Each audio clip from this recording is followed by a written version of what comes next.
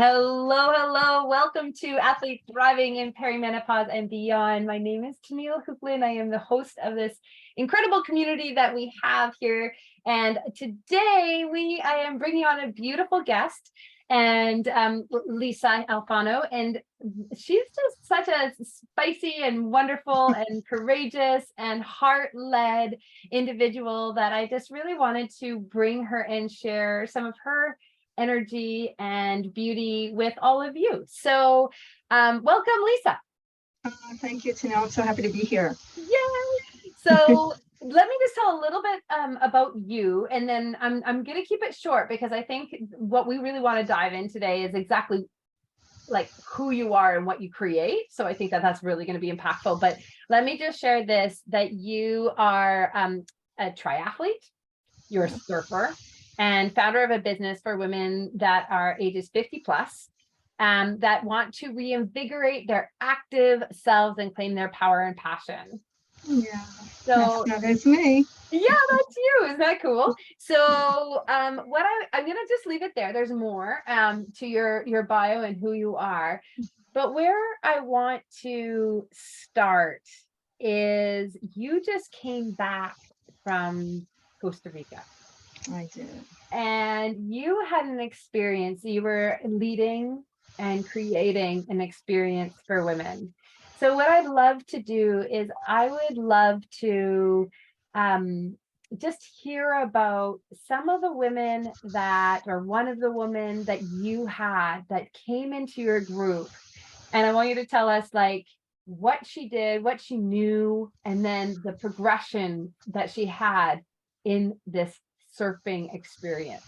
Okay. Yeah, it's hard.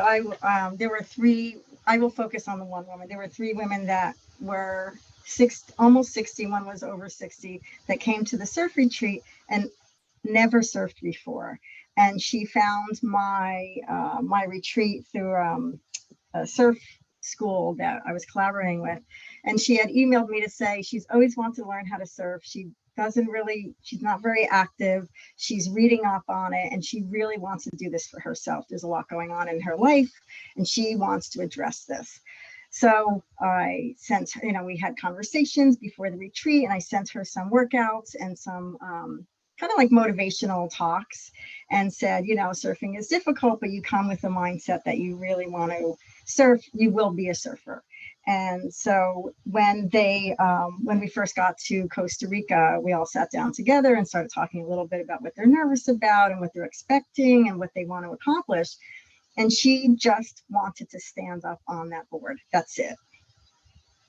To her, that meant so much, and you could see it in her face, right? And that's all she wanted to do. And she did so much work, and she watched videos of surfers and read about it, and she had the vernacular, and she just wanted to get up and surf. And it was just heartwarming and also a little scary that I had these women that were older. Yes, they were of older age, and they just wanted to get up on the board. And that was a lot of motivation for me. It was endearing. It was also a lot of pressure. I wanted to make sure that we provided them with an environment by which they could be in their joy and also keep them safe and also get them up on the board. So that's right. A little bit of background for her. Right, because there's a lot of skill. So what I'm hearing from you, and what I want to really like bring out is that it sounds like, and this is what I want people to hear, is like there's a seed inside of each of us. And sometimes we just like kind of like we don't really water the seed, right? We don't really like want that thing to grow because we're a bit like, it's nerve-wracking to grow what that desire. And what you provided, and just by like an off chance that this person was seeing this surf school and this opportunity, it seemed like it was a nice fit. I mean, it was in Costa Rica. How do you not want to water that seed? And but it took so much courage to just even sit there with this group of women in this community to say, I want to stand up on a board. Right? Like just acknowledging what that takes. And it doesn't, and I wonder too, I know when I was a leader of active travel vacations, And it's fascinating to me how quickly we think that everybody has it together. Yeah. Like they're coming with something. They've already figured it out. You know, when I speak to athletes as well that come into my team, it's I only ride so fast. We are so ready to say all of our limitations. So let's get those out of the way. Is that how was that energy that you had with your group? It was similar. It was very similar. It was, I can't do this, but I'm here and this is what I want to do. And you've been surfing for a while and you're an athlete, or Debbie, you're this amazing surf school owner, instructor. It's just, and it was, yeah, I mean, it sounds as if you were there right beside us, Tennille, honestly, because it was, you know, some of the words that were being used is, you know, I'm not strong, I'm not. Yet the courage that it took for these folks to get on the plane to get there, if nothing else, that was a success. Like our definition of success is so different, yet that was the basic foundational point for them. And to me, she was a surfer. She got out on that board and it took her a while to get up, but she was a surfer. And I'd like to share very briefly about what it was like when she got up. Yeah. Like I was out, I don't know if I saw it. I saw it on video because myself and another woman, we weren't with them all the time because they're beginners and we're not. But when I was with them out on the break and watching these three women, I actually got to see her get up, and that look on her face, it was as if she discovered, I don't know, some cures for cancer. Like the look on her face was, I wish I could bottle it. You know, it's not just getting up surfing. It was, I've done this really hard thing and now I can do it. And then her whole attitude and her facial expressions and her body language just released. It was relaxed. But yeah, and then there's no but to that. It was just much more relaxed. It was beautiful to see. Yeah. Very hard, but it was beautiful to see. I think like if I could, you know, if people are, or when people are listening to this, I think that they'll know, you know, because it's something that what I really want to impress is that you work with women that are 50 plus doing brand new things, and that we get to do that. We can do that, and to celebrate every step of the way. And I think it's super important. Like this morning, 6 a.m. and I lead a spin session. And the very first thing I'm doing, I'm like, well, let's celebrate. We're here. Yeah. We made it. Because honestly, it seems like a feat. Just like it seems like sometimes just that is the mountain, and to celebrate. So if you haven't celebrated something that you think was just minuscule today, I want to encourage every single listener to do that and just be like, what do I get to celebrate right now and what I did? And that getting up on that board was a monumental, because I got on the plane. Check, celebrate. I had enough courage to face these other women and thinking that I may not have had enough, but I'm here and I'm taking a deep breath. You know, we come into this comparison model so often of like, I'm not an athlete. I am not strong enough. I don't have the skills. I don't do that. And you're leading them in a really transformational way, because what is she going to do now? Right. I was thinking about them all too this past week. And it's interesting because the community in which that participate in your Facebook group, we've all done amazing things at whatever level we're at, right? Because we're triathletes and multi-sport, not multi-sport. Because we're women. Like, yeah. Like, right, exactly. Period. We're surviving. End of story. That's the most difficult thing in our culture, right? Yeah. So no matter what level you're at, we can all enjoy that, the level of like that success, whatever goal we put forth. It doesn't matter it doesn't matter what level that success comes at, whether it's a beginner or you're an advanced or you're a pro, right? That joy that comes from it is, it does come regardless of what level we're at. That is an important point. There's two other points that you really wanted to make and create for the listeners of this session. And And one of them, well, I mean, you've alluded to it a number of times, but what is that first point that you really want to make sure that other people know about, and to find? Okay, so the first one is age is not a limiting factor. And granted, able body and not able body folks are included in this. So I just want to make sure that I preface that. But, and age to me is a number. The ageism in our American society does place limitations when we get older.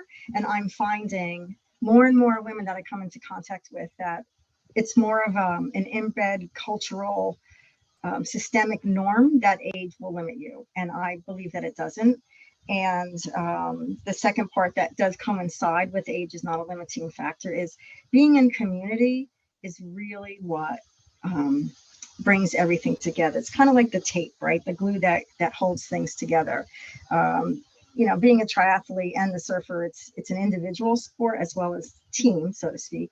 But we are relying on others for support, for motivation, for help, for guidance, and just mental support. And so those are the two key things I'm finding starting this business and also doing what I'm doing at my age is community, and age is not a factor.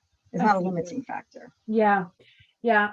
I think on the first point, I just had a phenomenal conversation. I can't wait to share it with the community. And I talked with Dr. Megan Wasfi, and she is a sports cardiologist, educated and post-educated and doctor, like how doctors just like have to keep on doing their education, like at Harvard. And she's now working at the Boston, Massachusetts General Hospital and really focusing. And one of her expertise is looking at the difference between the female heart and the male heart, and athletes and non-athletes. And when you talk about age, we think about what I wanted to say is like, think about the actual reasons why you're creating the barriers mentally or physically.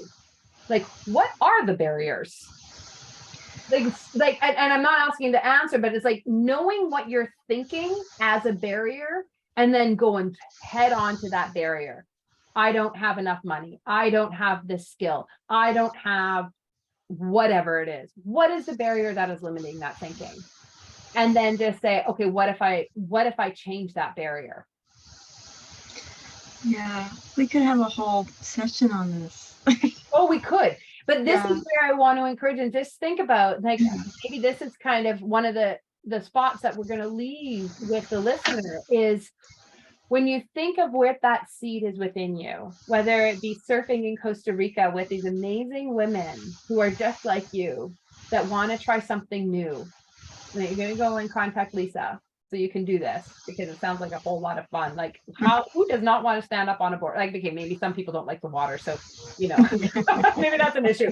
But for anybody who loves the idea of being in this powerful place, in a powerful medium of the ocean, in which you're working with the waves, like there's so much there that you are in nature, you are in synchronicity, you are finding your feet in unstable ground. Like, there's such beauty to what it is that you're doing and what you're creating and supporting women to do. Like, I just absolutely adore it. What is it that you can do to say, I'm going to start watering this, and what do I need to address?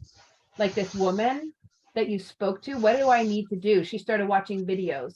She started learning the language. She started probably trying to become stronger just because she had desire to stand up on a board. Yes. Beautiful. Yeah. One thing, it's a mindset. Granted, you do need a strong core and to get up on a board. you need some, a couple of things. You need some, but you've hit the nail right on the head, Tennille. It's this, even for me, like, it's the thought patterns, the negative energy, the thought patterns that are telling yourself that you can't do it, and what you tell becomes action. And so if you can help, even in a community setting, right, and talking with others, try to address that I can't for whatever reason, like you said. Once you change that, and I'm speaking personally about myself, once you change that, it's amazing how things become clear and you just go and do it. Yeah. At least that's for me. Not everyone does it, but at least you just go and do it and you give it a try and you take the risk and you don't fail. One other thing, there is no such thing as failure, right? Yeah. We use that word so much. You do not fail at anything. If you give it a try and it doesn't look like it's working out, you are still successful at what you are doing. So give yourself grace. And yeah. A whole lot of self-compassion, man. Yeah. We could have another talk on just that. And then you ended on finding community. And I think that that's where we can close here, is saying, find your community. Maybe it's a surfing community. Maybe it's a mindset community. Maybe it's this community. Maybe it's my community, of Team Element athletes. Find that community so you can really thrive and find yourself empowered. And I think you said two things that were really important just as we were preparing for this. And you said, find somebody who in the same age. So, like thinking about somebody who can understand your experience. I think that is really valid. And while a diversity, I mean, I have a element race team, and we are from our 20s until our 50s and late 50s. And that is a beautiful thing too. But I think it's having an understanding and being able to say, oh my goodness, me too. Or you're going through that. Let me hear about it. And actually talking about things in a meaningful way and not shoving everything down. I think that was beautiful. And and just really understanding that there's a value there, I think is important. So find those communities, everybody. And I'm so glad that they are part of this one that is listening here in Athlete Thriving in Perimenopause and Beyond. I'll give you the last word. Is there anything else that you wanted to share with us today? Oh my goodness. I'll try to, we all have it in us. We have the power and passion in us. Find it and water it. I loved your analogy of using that seed. Water it. It's kept so dormant for so long for a variety of reasons, from a variety of people, from our American culture. Just find what it is that is your passion, and it comes from your soul. And I don't want to paraphrase Nike, but that whole just do it. There's a lot to it, just to do it, but find it and go for it. Life is too short, and do it in community if you can. Amen.